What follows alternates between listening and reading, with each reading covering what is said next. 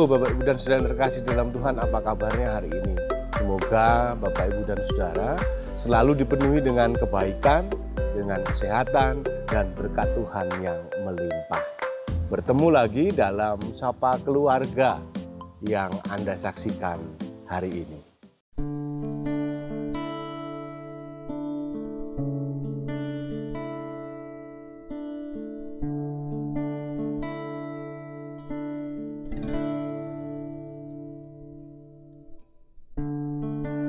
Kekuatan di jiwaku,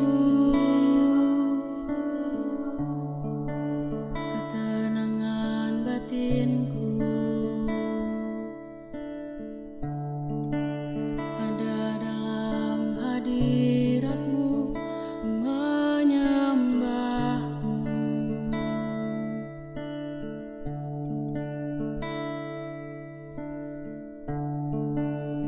Tersungkurku di kaki-Mu, rasakan hadirat-Mu. Takkan ku melepaskan-Mu, Kau cahaya bagiku, mengiring-Mu seumur hidupku, masuk dalam rencana-Mu Bapa. Pikiranku, kehendakku,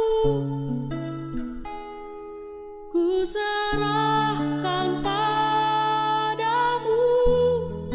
Harapanku hanya di dalam-Mu, ku kan teguh bersama-Mu Tuhan. Jadikanku bejana-Mu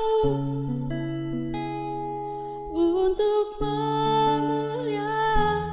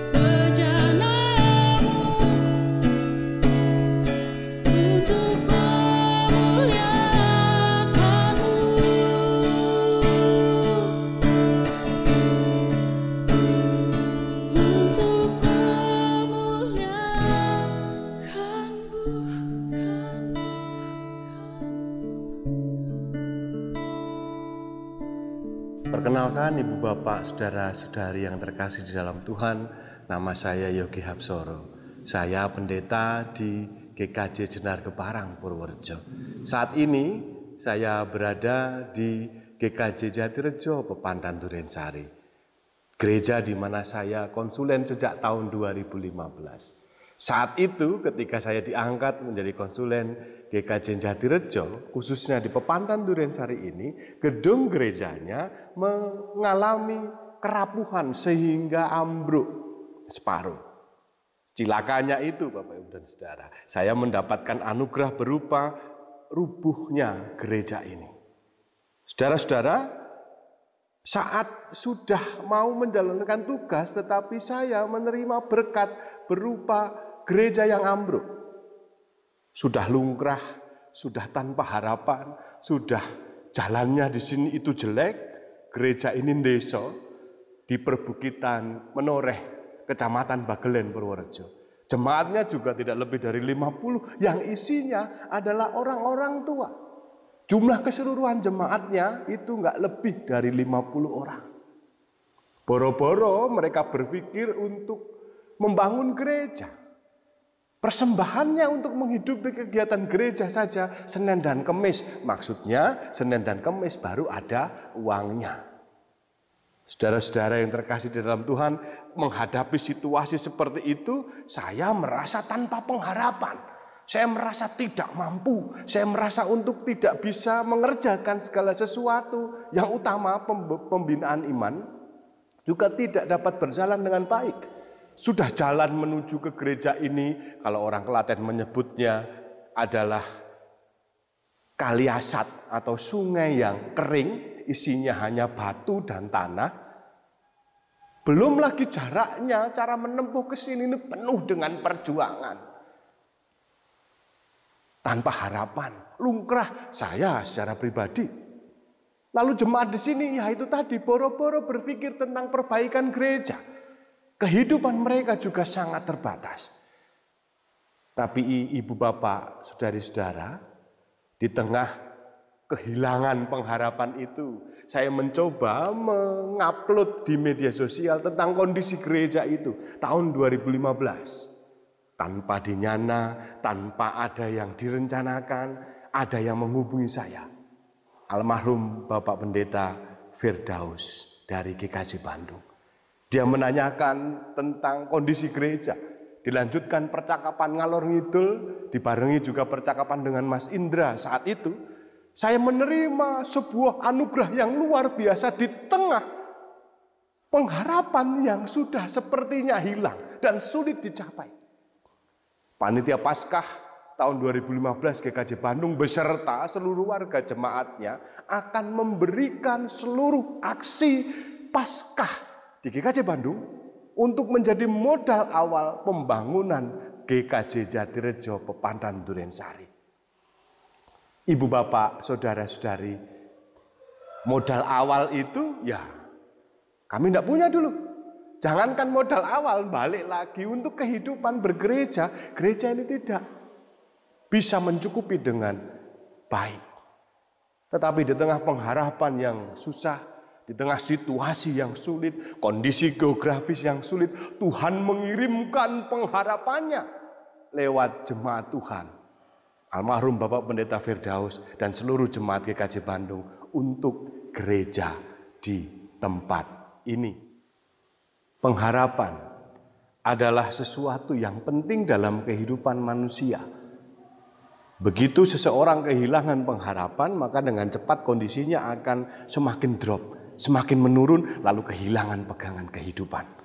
Masalahnya bagi sebagian orang saat ini, detik ini, dunia ini nampaknya penuh dengan ketidakpastian, penuh dengan kekacauan dalam menghadapi persebaran pandemik virus COVID-19. Lalu pasti muncul pertanyaan, masih adakah pengharapan dalam hidup kita saat ini? Ibu bapak, saudari-saudara yang terkasih dalam Tuhan, disinilah pentingnya kita menghayati kehidupan kita saat ini dimanapun kita berada. Di tengah-tengah PSBB, di tengah-tengah persebaran pandemi virus COVID-19 yang begitu luar biasa saat ini, Firman Tuhan lewat Rasul Paulus kepada jemaat di Roma pasal 5 ayat 8 menuliskan, akan tetapi Allah menunjukkan kasih-Nya kepada kita oleh karena Kristus telah mati bagi kita ketika kita masih berdosa.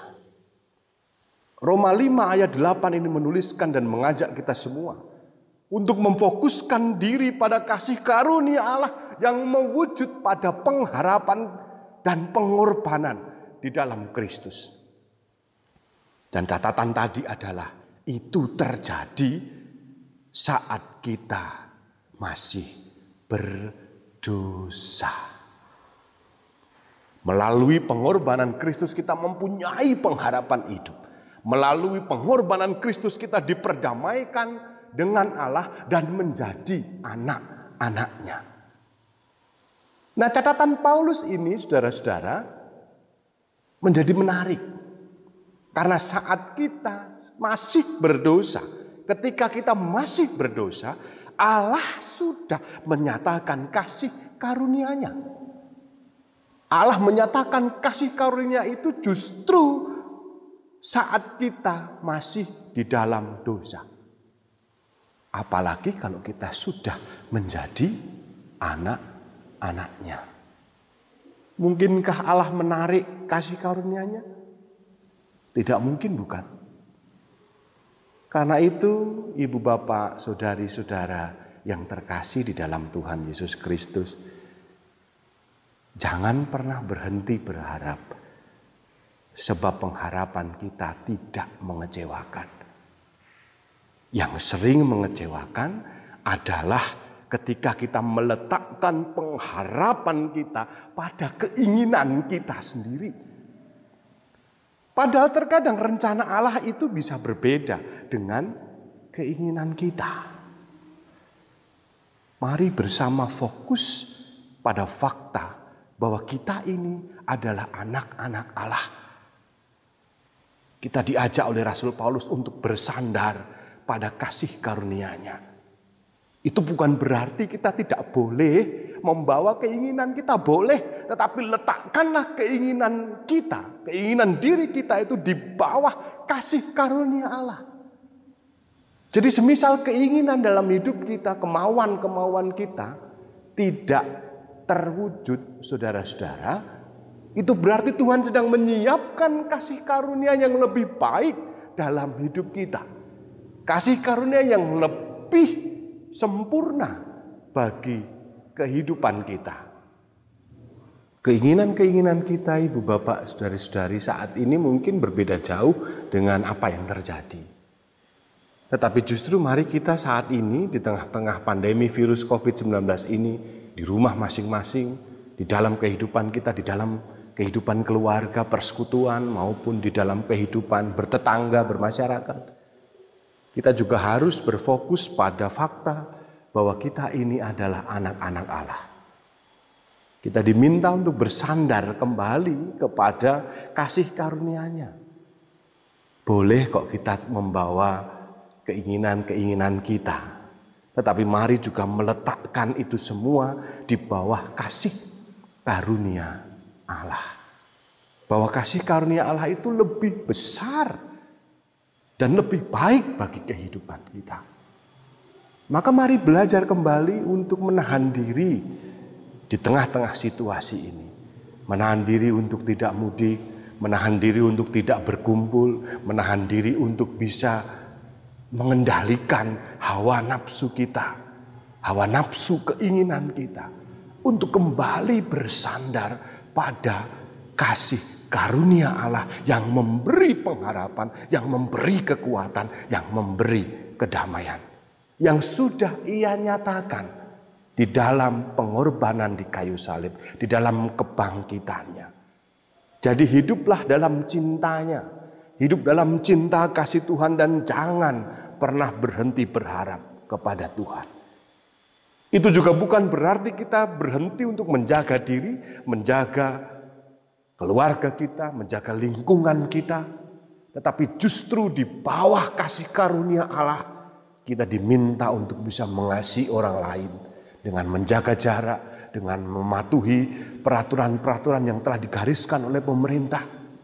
Sehingga di bawah kasih karunia Allah, kita juga taat untuk mengasihi orang-orang di sekitar kita. Teruslah berharap, terus jaga diri, Tuhan memberkati kita semua.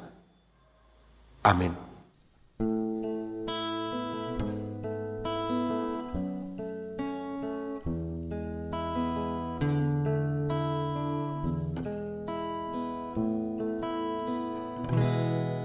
Ku mau cinta Yesus selamanya. Ku mau cinta Yesus selamanya. Meskipun badai silih berganti dalam hidupku, ku tetap cinta Yesus selamanya.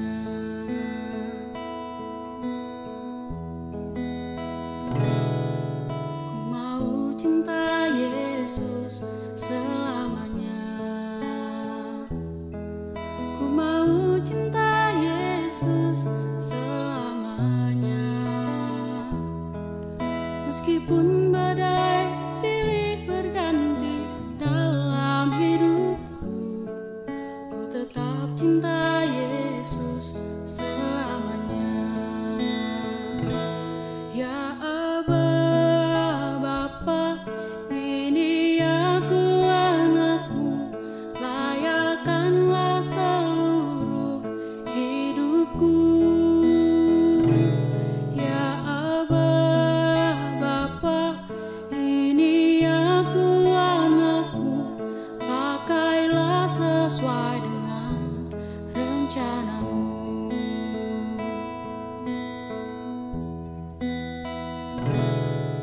Ku mau cinta Yesus selamanya.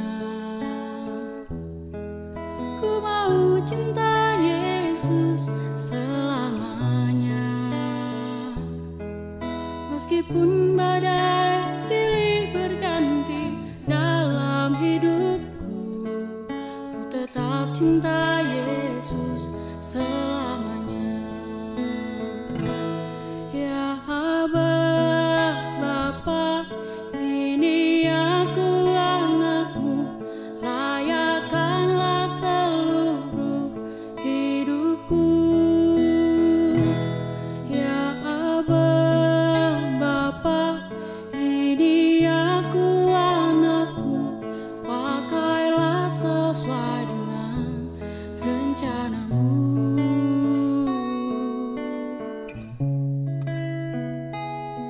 Pakailah sesuai dengan rencanamu.